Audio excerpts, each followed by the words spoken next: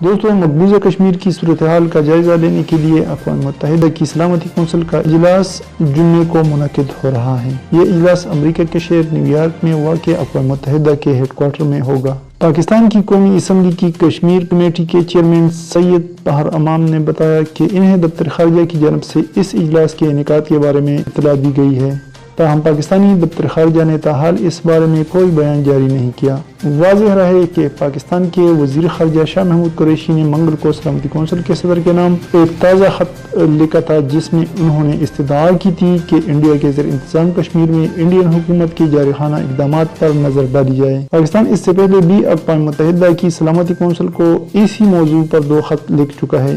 Security council میں مسئلہ کشمیر پر 1998 کے بعد پہلی بار بات چیت ہوگی۔ یاد رہے کہ پاکستان کی جانب سے کیے جانے والے جوہری تجربوں کے بعد اقوام متحدہ کی قرارداد 1172 پر بحث ہوئی تھی۔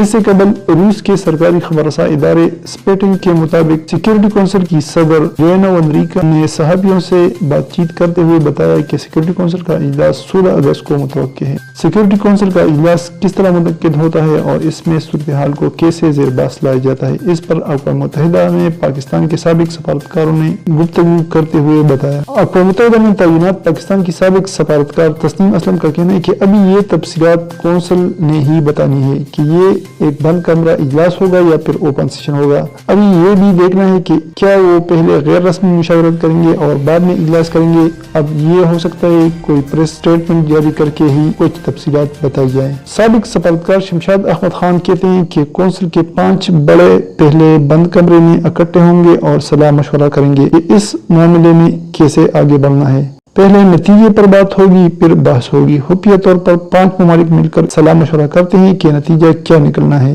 اسی وجہ سے اسے 5 بڑی طاقتوں کی اجاراداری کہا جاتا ہے۔ اس اجلاس کے بعد بھی کونسل کے صدر کی طرف سے کوئی بیان سامنے آ سکتا ہے، جس میں دونوں ممالک کو کہا جا سکتا ہے کہ وہ اس صورتحال میں تحمل کا مظاہرہ کرتے ہوئے مذاکرات کرے اور کشمیر پر سلامتی کونسل کی قراردادوں کی روشنی میں کوئی حل تلاش کرنے کی کوشش کریں۔